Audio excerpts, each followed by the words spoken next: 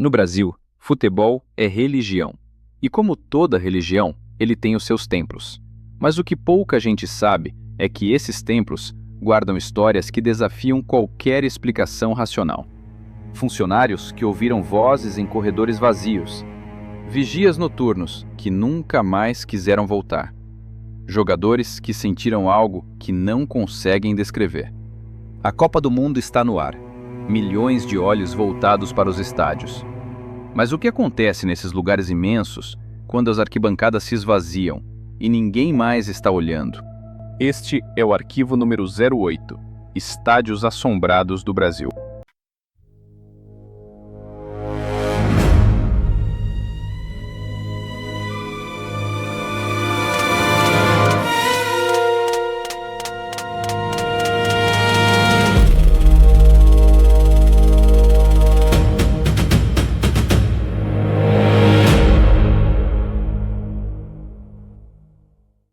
Eu sou o Arquivo 13. Este vídeo reúne relatos que circulam entre trabalhadores, seguranças e atletas. Alguns são folclore, outros ninguém consegue explicar. Apenas os fatos e o que ainda não tem resposta. Começamos pelo mais famoso de todos, e talvez pelo mais perturbador, o Maracanã. Antes de virar o maior estádio do país, aquele terreno no Rio de Janeiro tinha outra história. O historiador Luiz Antônio Simas escreveu um livro inteiro sobre isso. Maracanã, quando a cidade era terreiro. Ali, muito antes do futebol, aquela região era ligada a espaços sagrados, terreiros, onde comunidades realizavam as suas cerimônias religiosas. Um chão com memória.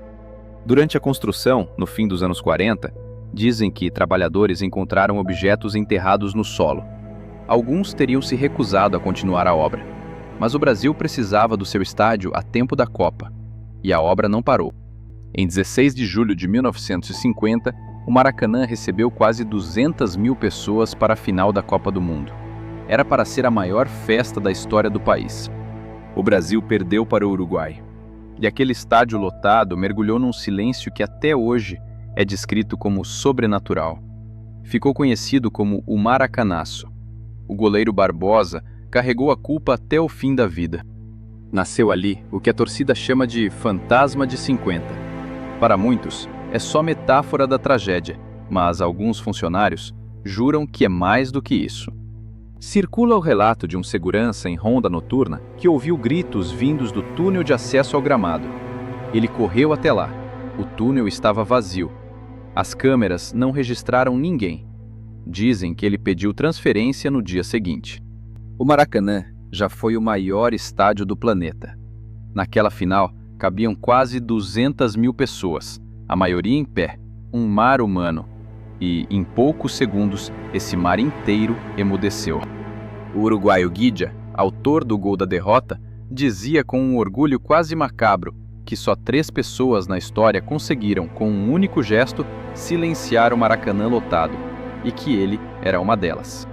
Outros contam ter visto, em noites diferentes, uma figura escura parada no meio da arquibancada vazia, imóvel, por longos minutos.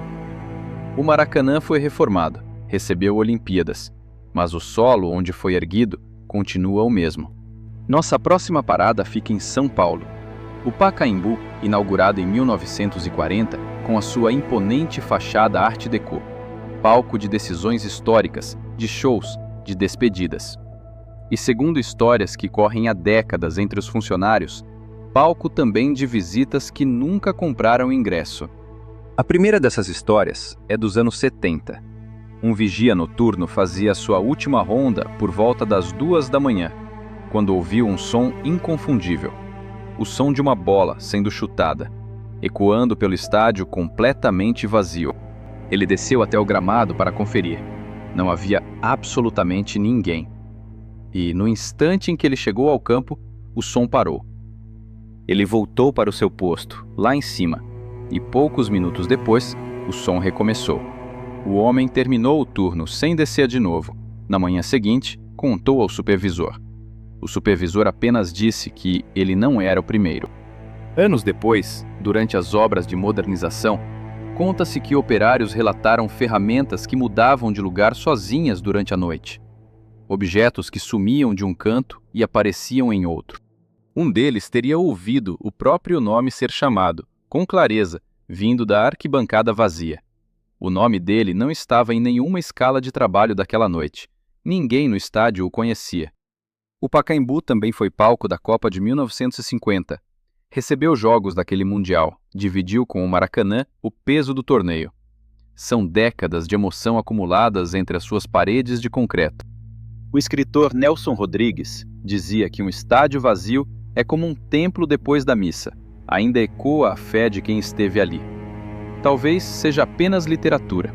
Talvez não seja só isso. O Pacaembu se transformou numa arena multiuso. Mas a pergunta que fica é: quando as luzes se apagam, junto com o público, o que mais permanece ali dentro? O próximo caso é diferente dos outros. Ele não nasceu de uma história antiga. Ele nasceu do abandono e, talvez, da tragédia. A Arena da Amazônia custou cerca de 670 milhões de reais. Foi construída em Manaus, no meio da floresta, para a Copa de 2014. E a sua construção cobrou um preço humano. 3 operários morreram nas obras. O estádio recebeu apenas 4 jogos do Mundial. Depois disso, aquele gigante erguido na selva virou o retrato do elefante branco. Sem um time local de torcida expressiva, os jogos são raros. O silêncio é a regra. Aqueles 3 operários morreram em acidentes durante a corrida contra o tempo para entregar a arena a tempo da Copa. Homens que ergueram o estádio com as próprias mãos, mas nunca chegaram a ver um jogo dentro dele. Isolada no meio da floresta amazônica, longe dos grandes centros, a arena passa a maior parte do ano no escuro e no silêncio. Um monumento gigantesco de concreto, quase sempre vazio. Mas o que traz a Arena da Amazônia para este arquivo não é o desperdício de dinheiro. São os relatos que começaram a surgir justamente depois que o movimento diminuiu e o estádio ficou entregue ao vazio. Funcionários da manutenção descrevem uma sensação constante de presença nas áreas internas. A impressão de nunca estar realmente sozinho. Circula a história de um segurança noturno que viu luzes se acendendo e apagando sozinhas no setor oeste. Um setor que, segundo o próprio sistema elétrico, estava completamente desligado naquela noite. A imprensa já chamou a Arena da Amazônia de Estádio Fantasma. O apelido nasceu da economia, do abandono. Mas, para quem trabalha lá dentro depois do anoitecer, ele soa mais literal do que deveria. O nosso último arquivo é o mais antigo de todos, e também o mais próximo da morte, no sentido mais literal da palavra. Existe no Brasil a história de um campo de futebol erguido ao lado de um cemitério com mais de 250 anos. E essa parte da história é real e documentada. O antigo cemitério da Lagoinha, em Belo Horizonte, Minas Gerais, tem relatos de um fenômeno que atravessou gerações, um fogo que brotava do chão, chamas azuladas que apareciam do nada nas noites claras e alimentaram lendas de assombração por mais de um século. O antigo cemitério da Lagoinha foi, por muito tempo, o principal de Belo Horizonte. Com o tempo, parte dele foi desativada e engolida pela cidade que cresceu por cima daquele solo. Gente que passou a infância na região jura ter visto as tais chamas dançando sobre a terra em noites claras. A ciência explica como gases da decomposição. Os moradores mais antigos nunca aceitaram essa explicação. Moradores antigos contam que, em dias de jogo, dava para ouvir o barulho da torcida se misturar com algo mais. Gritos abafados que, segundo eles, não vinham das arquibancadas. Circula o relato de um zelador que encontrou, por 3 manhãs seguidas, o vestiário dos visitantes com todas as torneiras abertas. Todas elas, exatamente na mesma posição. As câmeras internas não mostraram ninguém entrando ali durante a noite. E dizem que, desde então, os funcionários evitam o setor mais próximo do antigo cemitério depois que escurece. 4 estádios, 4 histórias e dezenas de relatos que se repetem ano após ano, contados por gente que não se conhece. O que conecta todos eles não é o futebol. É o fato de que essas grandes estruturas, lugares onde milhares de pessoas gritam, choram e vibram ao mesmo tempo, parecem guardar um pouco da energia que recebem. como se as paredes registrassem tudo. A ciência tem um nome para isso: pareidolia. O cérebro humano buscando padrões e significados onde eles não existem. É a explicação racional. Os funcionários que vivem essas noites chamam de outra coisa. Repare num detalhe que une todos esses casos. Nenhum deles fala de sangue ou de violência. Todos falam de presença, de algo que ficou, de uma sensação incômoda de não estar sozinho onde deveria estar. Talvez seja o peso da história. Talvez seja apenas o nosso próprio medo do escuro e do silêncio absoluto. Ou talvez, em certas noites, esses gigantes de concreto realmente não durmam sozinhos. E você, já sentiu algo estranho dentro de um estádio vazio? Já ouviu uma história dessas da boca de alguém que trabalha lá dentro?